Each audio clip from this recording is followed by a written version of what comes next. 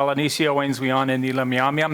Nation. My name is Daryl Baldwin, and I'm a citizen of the Myaamia tribe of Oklahoma. And I want to say thanks to all of those who were involved in bringing me here. Missionewe, Kochimi Ikwe Piayane Uwaha Atota Mulakako Ke Myaamiake Myaamia Tawenge, inviting me to come and speak on behalf of our language and cultural revitalization efforts. And to be honest, I had a great evening and morning visiting with students and faculty and some staff, so it's nice to be here on campus. I don't get to this part of the country very often. For some reason, the Southwest tends to elude me a little bit, but I always welcome the opportunity when it presents itself. I'm also glad to see the NASA group and the American Indian Heritage Days in Texas committee. Those are important organizations, not only for students on campus, but for our urban populations. And certainly my tribe lives in diaspora, so we have tribal citizens that live all over the United States, including Dallas, Texas. This is a talk about language and cultural revitalization. So, you know, I don't always know my audience. I have to kind of make the assumption that there's some of you that know a lot, and probably a lot of you that maybe are just being introduced to the topic. Certainly the International Year of Indigenous Languages has drawn some attention to the issue of minority languages. And you know, I got up this morning and glanced at my Indian news and I saw it again. Every 2 years, a language goes extinct. And you know, I have mixed feelings every time I see that, and it's promoted pretty widely. I see it a lot, especially this last year in the media. I think on one hand, it's pretty hard to motivate people around fear. And the reason that I say that is that message has been carried forward for the last 30 plus years. And I don't think that that message has really done a lot. Secondly, I think it's interpreted in a wide range of ways. What does it mean when a language goes extinct? Well, it means the last speaker died, right? And so that means that when your last speaker dies, you're done, right? Because nothing comes back from extinction, right? And so I think that that message is kind of embodied in there, and there's a little bit of entanglement with biological extinction, and I think that's a little bit dangerous to compare those. This is a presentation about a language who was labeled as extinct many years ago. And despite how you might feel about that, I think that that kind of language doesn't work. It doesn't work for a lot of reasons. Indigenous language revitalization as a field is pretty new. It's only about 25, maybe 30 years old. There might have been some tribes that attempted to teach their languages before that, but for the most part, most tribes in the United States have only entered into serious language and cultural revitalization efforts in the last generation. And I would say that most of those efforts kind of fall into three basic categories, and I might be overgeneralizing here a little bit. One is immersion program. And of course, the president alluded to the Hawaiian efforts, which are internationally known for their immersion schools. There's adult language learning, master apprentice, where a speaker is paired with a young adult learner, is shown some viability and has produced much needed teachers, language teachers in communities. But there's a third category that rarely gets talked about, and unfortunately, or fortunately, I don't really want to judge it because it is what it is a growing number of communities who are losing their speakers and are having to turn to documentation. So I would call that group archive-based language revitalization as opposed to speaker-based language revitalization. And when you have to work from documentation, from archives, the process changes pretty significantly. If you have speakers, you can immerse young children, you can get from point A to B whatever goals you have set for yourself in a relatively quick time. But if you're working from documentation, that timeline suddenly increases.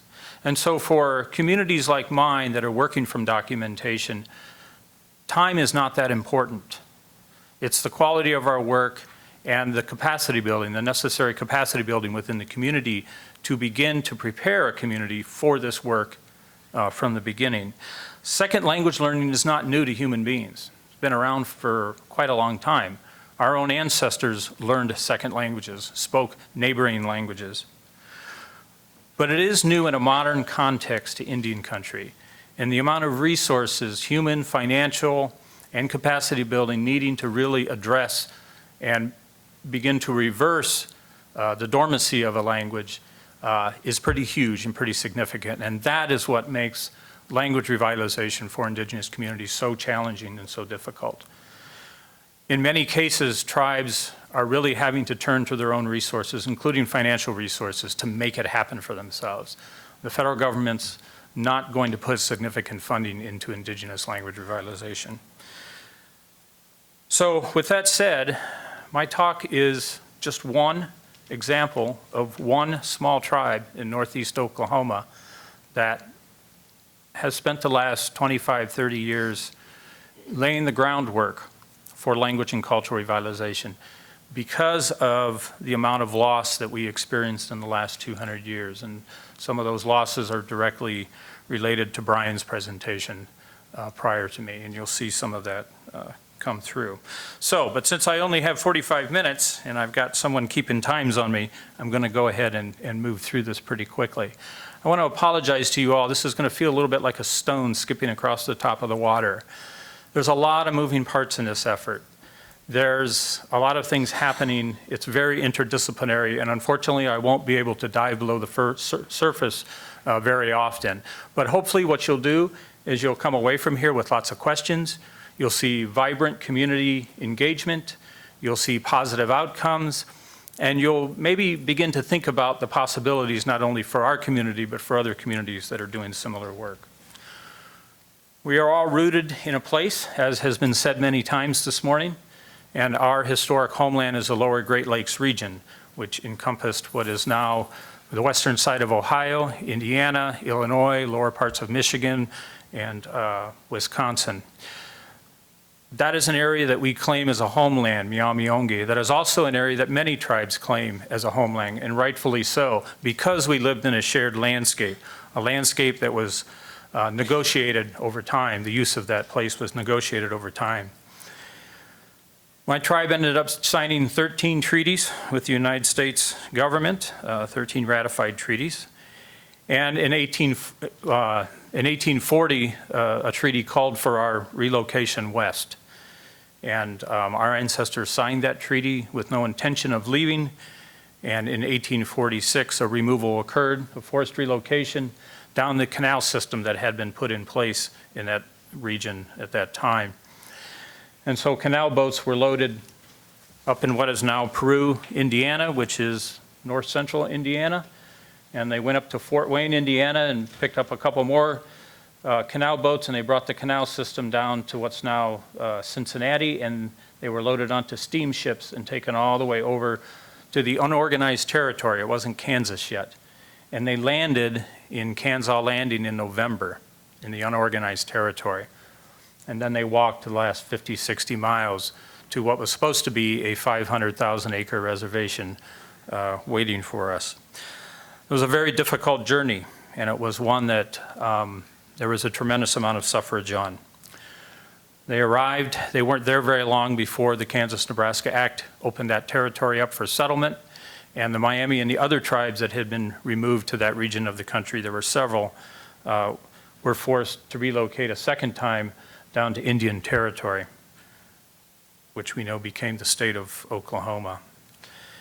In both of those relocations, there were families left behind for various reasons I don't have to go into.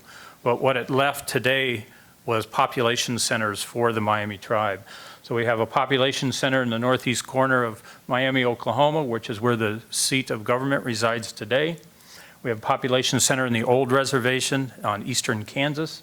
And then we have population centers up in the homeland of it would be northeast Indiana. And then you'll just make a note that Myaamia University falls within our historic homeland. I'm going to come back to them in a little bit.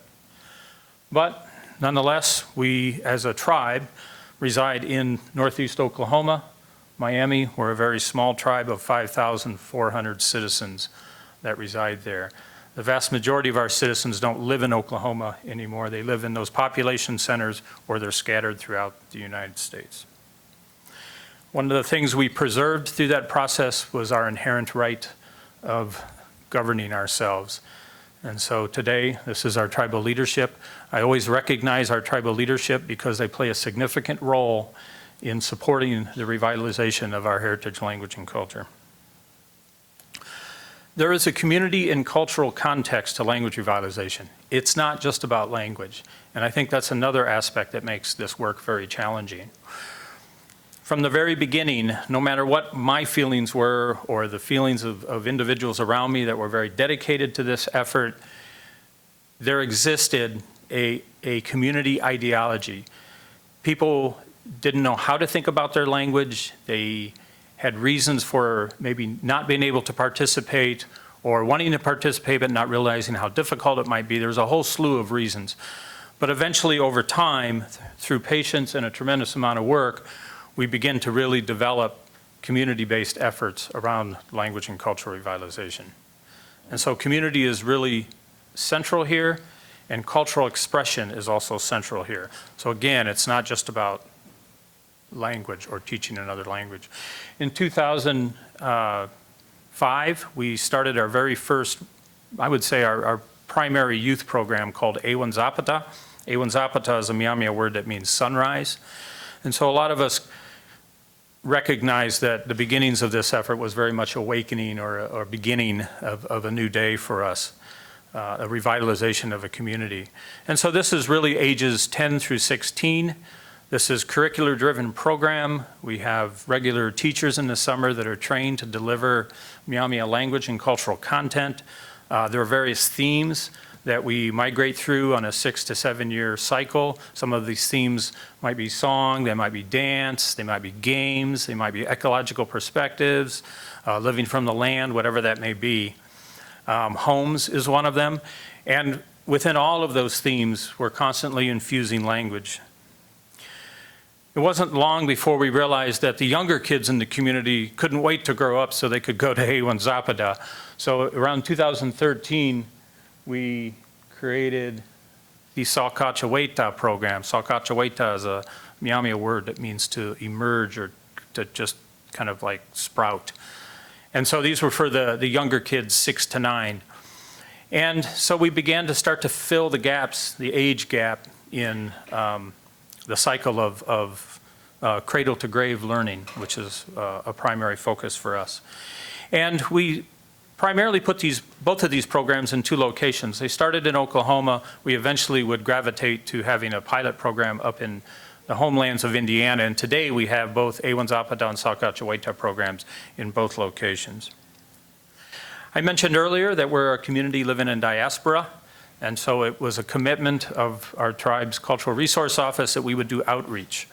And so we literally did a demographic review of tribal citizens, where they lived, where population centers were, and we began to move out into other areas where we could actually do adult workshops. Adults and elders tend to be the primary focus here. We've gotten to the point where we break these programs up, so we have workshop coordinators that work with the kids, doing kids programs on the side, and then working with the adults. You know, a lot of adults aren't going to learn a second language. Life's pretty busy, they're raising a family, whatever they may be doing in life, and taking on the huge task of learning a second language might be a little bit more than they're willing to bite off and chew. Kids, on the other hand, don't really have those built-in judgments. They will dive right in, and learning language and using language can be quite fun. And if it's made fun for them and the teachers are skilled in their delivery mechanisms, they can really have an impact. Along with this effort, we quickly realized, getting back to the notion of cultural context, that a lot of our traditional activities were not being passed on, and they weren't being promoted to the next generation. So Makasiname Kindingi, moccasin game, Sainzewengi, bowl game, these are kind of hand games, very much gambling types of activities, needed to be revitalized, and we needed to bring in the language for those games. Games are a great way to use language. There's a lot of repetition when you're playing games, and so this is really an ideal kind of immersive moment for language learning. Also lacrosse, we have our own form of lacrosse. I think most of you, I hope, would know that lacrosse is a North American indigenous origin game. Tribes have their different forms, different sticks, different balls, different rules. Sometimes it can be ceremonial, sometimes it can be just communal activity. But nonetheless, we wanted to get back into revitalizing the sport aspect of our effort as well. We also needed to really look at our art forms, understand our art forms, and be able to really take the various symbolism that's in our culture and not only just promote it through art, but start to promote it in lots of other ways. And so in this particular case, we got the support from the National Endowment of the Arts to do a revitalization activity on Myaamia ribbon work. And we ended up holding 2 major workshops. There was a publication, there was a great deal of research that went behind that to be able to really capture and identify what is uniquely Myaamia ribbon work, and then to begin to promote that. And that really worked well. For whatever reason, the community was ready for that kind of activity, and so they not only took ribbon work as a traditional art form, but they began to apply it to modern things, everything from cell phone cases to carry bags to hat bands, and so we're seeing a lot more ribbon work starting to emerge today. 30 years ago, you wouldn't have seen any. So this might be a very small thing, but it's one piece of a larger puzzle that's slowly being put back together, and so there are significant things for us. We had sat on a collection of traditional stories and narratives for many years. One, we wanted to spend some time on the linguistic side of things to make sure that we understood the stories, their content. We also wanted to begin sowing the seeds within the community and preparing them for the reintroduction of traditional storytelling activities. We have 2 kinds of stories. We have stories that are told at any time of the year, Ochimuni, and then we have our winter stories, Ala Sulkana. And those particular stories can only be told at a certain period of time, and there's usually a different community context for those kinds of stories. But we really wanted to take our time and introduce this slowly. A lot of times I think that it takes time to be able to create the context for the revitalization of certain things. It might be easy to revitalize a bowl game. It's a little bit harder to revitalize something like storytelling because maybe people don't get it, they don't understand. Maybe the stories are too culturally coded for them to grasp. Maybe some of the language is too complex. And so there was a lot more preparation. That preparation took 20 years. We literally waited 20 years. Today we have a storytelling cycle that occurs both in Indiana and in Oklahoma. And if you look at the age of the storytellers, this might look odd to you all because immediately we would think, well, storytellers are older folks, right? Elders. In our community, a lot of that is flipped.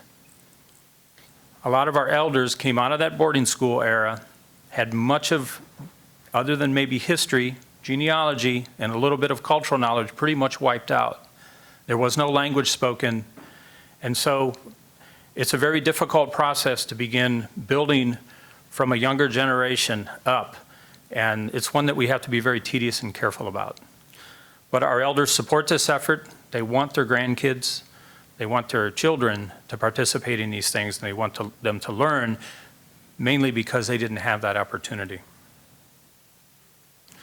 It's also an opportunity for us with other neighboring programs like the Seneca Cayuga tribe there in Oklahoma. We try to coordinate our youth programs so that our youth can play a competitive lacrosse game with each other every year annually. It's a great opportunity for 2 different youth programs from 2 completely unrelated languages to come together and play by a common set of rules, but the language on the field could be very different. And it's a chance for our young people to not only see how our ancestors might have played among other folks, but also to be exposed to other languages and cultures as well. So my tribe is fortunate enough to have a relationship with an institution that bears its name, Miami University. And back in 1972, the chief at the time, Chief Forrest Olds, and the president of Miami University, Philip Shriver, met, and they're over here on the left. And they had a conversation. Chief Olds was interested in seeing campus. He was interested in seeing this university that he'd heard about that carried the name of his people. And so he made a trip to Cincinnati and eventually up to Oxford, Ohio, where he got a chance to see that place. That was just a spark at the time. But at that time, Philip Shriver, who was a historian by training, became really intrigued and interested in advancing that relationship. And so successive chiefs and successive universities, presidents, would continue to nurture that relationship. And that became very, very critical for the development of that partnership. Oop, I didn't mean to go quick. This is our current president, Crawford, and our current chief, Langford, in the context of cultural revitalization and language revitalization, playing moccasin game. And what's really nice to see today is actual engagement from the tribe and engagement from the university around these kinds of activities. This couldn't have happened back in the 1970s or probably even the 80s, but it's happening today. And I think the partnership has emerged, and there's enough layers of respect within it that both entities can engage with each other. Our leadership, tribal leadership, have welcomed 4 university presidents to Miami University. And usually that's a welcome to our homeland. It's still our homeland. Yes, we might have been removed as a nation, but it's still our homeland.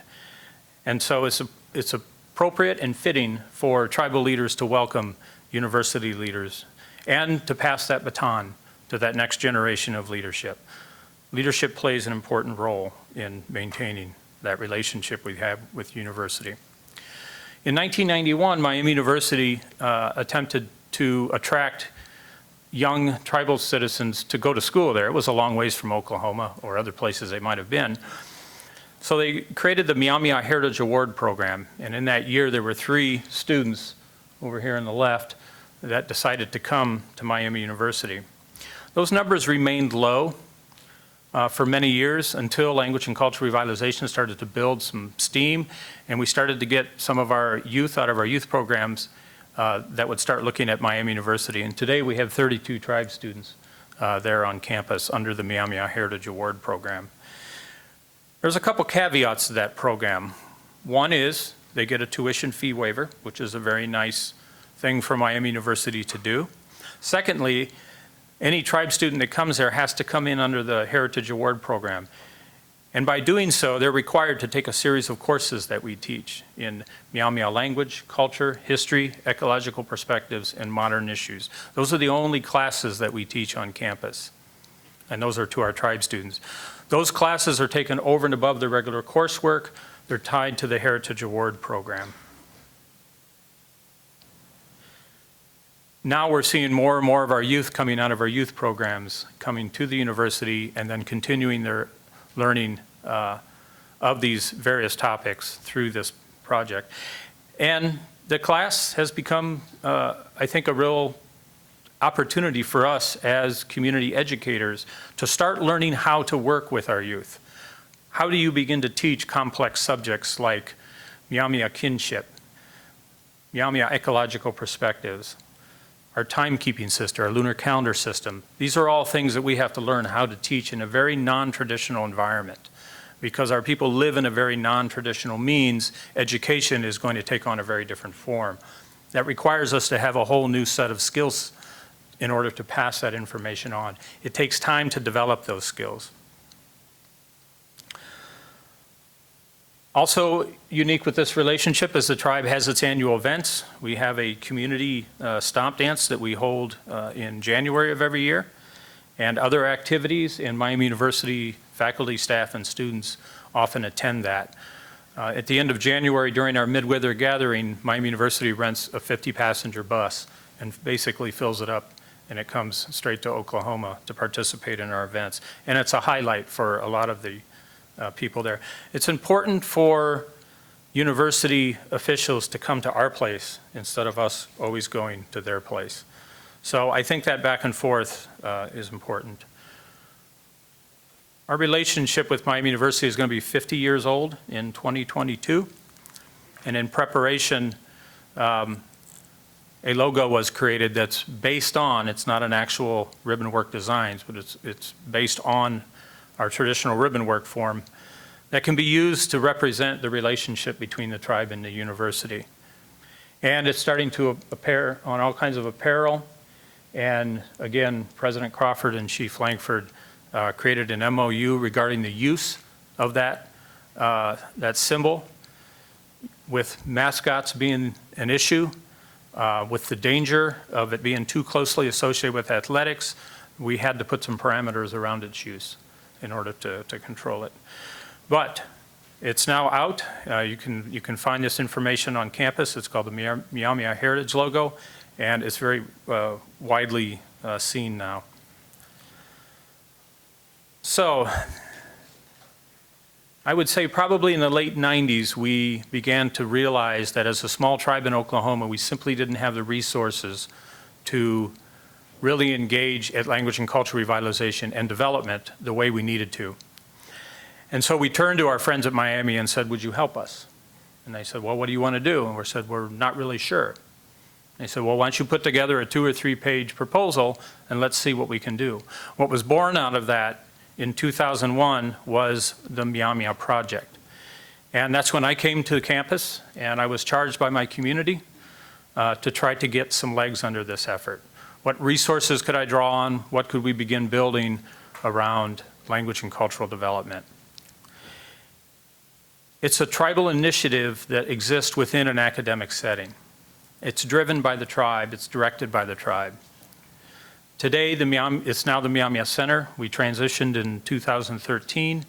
There's 13 staff in the center, and we're essentially an interdisciplinary research arm and development arm around education, language and cultural education for the Myaamia tribe. We have really 4 areas of focus that we look at. We carry on a wide range of research which serves as important content for curricular development and for youth programming. We work with the tribe to help develop a lot of these programs, although the programs are all run by the Myaamia Tribe's Cultural Resource Office out of Oklahoma. We oftentimes supply teachers, curriculum, and development support. Assessment, which I'll talk about very shortly here, and then of course partnerships and collaborations we're very interested in. It was important for us that the Myaamia Center become the model for Myaamia language and cultural research. It's also a chance for us to begin to engage with our young adults, to bring them into the role of research. We essentially have to develop our future scholars, and we have to invest in that. We have to train them specifically to do community-based work. So there's lots of opportunities for students to engage in a wide range of activities. As we do, our community simply wants to know. This is about seeking knowledge. Knowledge in language, history, ecology, values, ethics, culture, and the list goes on. People want to know, our community wants to know, and they rely heavily on the Cultural Resource Office and the Myaamia Center to produce that information for them and to create learning opportunities. More specifically, language. We're fortunate enough and unfortunate to not have speakers, but fortunate enough to have approximately 270 years of linguistic documentation on what's now known as the Miami, Illinois language. Some of it I might consider legible, although there's a lot of young people today that might not think that grandma's handwriting is legible. And then there's some materials that are pretty messy. So what do you do with 270 years, thousands of pages of linguistic materials? Yeah, we mulled over that for a long, long time. We became quite frustrated because I literally had shelves, myself and our partner linguists would have shelves of Xerox copies that we had gotten in the 80s and 90s. And we just continued to struggle over what to do with all of that. And then the technology changed and digital archiving came along. But still, nobody was creating the kind of software that we needed to actually be able to upload, do analysis, and find entries and concepts that were buried in these documents. So with the help of the National Endowment for the Humanities, we developed the Miami, Illinois Digital Archive, or what we call MIDA, because we couldn't find software that would do what we needed to do. And so we're in the process of slowly uploading high-resolution digital copies of all of those linguistic materials into a single database that allows us to both analyze and search and find information. This has become a huge resource for our teachers as well. As they begin to continue developing curriculum, they may want to go in and find language around the maintenance and harvesting of corn. They can go in and they can search, they can pull out what they find, they can send it over to the language team to make sure that the translations are correct, but also prepare it for introduction into the curriculum. So education becomes a real key focus, and then creating our own tools of the trade, if you will. Sometimes you have to build your own tools to do the work that you're intending to do. Remember, this is a very undeveloped field, so a lot of the technologies aren't designed for our need. And what an opportunity it's been to be around Myaamia youth, you know, from ages 5 to 20-something, and to be able to engage with them, to reinstill our value system, to reconnect them not only to each other, but to their indigenous knowledge system, and to begin to create pedagogical models for how we're going to teach a variety of subjects. So curricular development is important. Teacher training to be able to deliver that curriculum is important. Creating a means of how we're going to teach something like a lunar calendar system to a 7-year-old. Because eventually that calendar is going to come out, that community calendar is going to come out, it's going to be hanging on their wall in the home, and we want them to have the concepts of how it works. And so we begin at a very young age and teach them how the calendar works, all the way up into their adults. And so these are activities from the Sakachaweta program of how you count the months and how the phases of the moon fit into those counted months. Because it's not a Gregorian calendar, it's a lunar calendar, which is different. And then when that calendar arrives and is hanging on their wall, they have a sense of how the lunar calendar system works. This is our traditional timekeeping system. A lot of hands-on activities, again, cultural community contexts, growing, harvesting corn, preparing the corn, how do you select seed corn, how do we house and maintain seed corn, all of those activities. The topic of ethnobotany comes up. We are an ecologically based culture. Our interactions with the landscape are important, they're significant, and the only way to learn that is to be out and engage in that. So all of our youth programs have significant ecological pieces. Beginning to deal with notions of science through the lens of Myaamia culture. How do we talk about geology? How do we talk about landforms? What are the landforms in our historical homeland? We don't have a lot of names for landforms in our Oklahoma land base because we don't have deep historical ties there. And growing technologies. There's always the playground test, right? You can teach language all day long, but what are the kids using out in the playground? That becomes what's important. So our playground, at least for many of us, is the world of social media. Is Myaamia language starting to emerge in social media, not prompted by us, but by self-directed learners? And what are the tools that we can create around that to support it? And then lastly, I want to talk a little bit about assessment. We have been noticing for a very, very long time the positive changes that were coming about through this community. We had successfully managed to make language and cultural revitalization a youth movement. The youth were taking ownership of it, they were engaged with it, they were unintimidated to take it forward. And because of that, there was just a real vibrant sort of activity that was starting to come out. In 2012, we turned to some colleagues on campus, and then more recently, some tribal members who have advanced their degrees in educational psychology to begin helping us look at how we understand, we interpret and support the role of language and culture in youth identity formation. And so the Nipawayoni Acquisition and Assessment Team was created. And there was very little research in this area. And so we're having to begin that process now of going through and developing a model for how we're going to talk about the impacts of revitalization on community health in a broad sense of the world.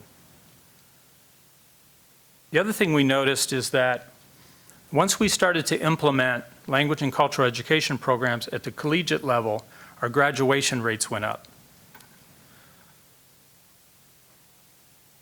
The bar over here on the left, the blue bar, was our graduation rates from 1991 prior to 2005 is when we started to implement language and cultural programs on campus. Remember, the Myaamia Center came on campus in 2001. Took us a few years to get up and rolling. And it was right around 40%. Our current graduation level is between 80 and 90%. We have a very high graduation level. I'm a little bit hesitant to point this out, but this is the graduation rate national statistics for American Indians. I think there's a lot of things that factor into that, so it's kind of hard to really compare a national average like that with what we're doing specifically on campus. So I caution you with you putting too much weight on that. But at least in the context of our own effort, it's clear that the role of language and culture has had an impact on graduation rates. If any child, no matter what age, 6 years old or 21 years of age, if they can enter a learning environment where their language and culture and heritage is valued, they perform better. It's pretty simple, I think. Creating those places is sometimes challenging or difficult. So the selected results from this research team that's currently working with us is it's clear that there's an impact on the educational success of really what is our next generation of tribal scholars who are going to take this beyond me. It creates an impetus to give back. And if you're from Indian country, you know what that means. These are young people who want to invest back into their tribal nation, and that's a big step. It strengthens that sense of belonging, and it builds that identity. What does it mean to be Myaamia? That's the focus. That's what we work on. We don't have any control over what it means to be an Indian. We didn't create that idea. It's not reinforced in the public by anything other than a whole lot of people that aren't Myaamia. So we have no control over that.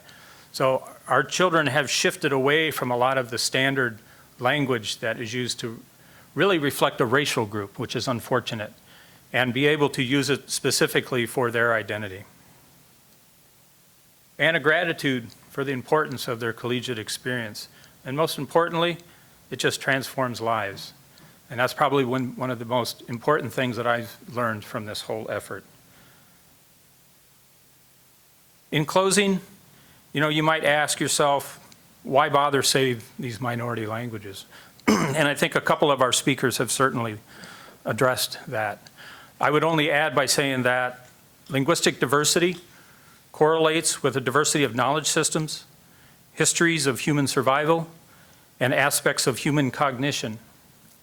The vitality and use of a native language within a community has been shown to have statistically valid correlates with community health and well-being. Our understanding of the relationship between language vitality, cultural stability, and communal health is evolving, and there is little research in this specific area, which I already mentioned. Minority language revitalization is forcing us to examine more closely and to rethink more broadly the importance of this work, not just for the communities who seek to preserve their cultural heritage, but in preserving diverse epistemologies that are most efficient and effectively expressed through these languages. So I'll just end there by saying Mishinewe. And the slide that I'm ending on, several years ago, tribal leadership challenged the tribal nation during an annual meeting and said, I encourage you all to learn some Myaamia language and come back and tell me what you've learned. And lo and behold, they had a whole slew of kids the next year all lined up waiting to share what they've learned. And so out of that came what's called the Chief's Challenge. And it's been highly motivated. It was one of those moments in time where a tribal leader had an idea and put it out there, and the young people responded. So these are the bands on the different levels of language that they could use. That's what that is. So Mishinewe, thank you.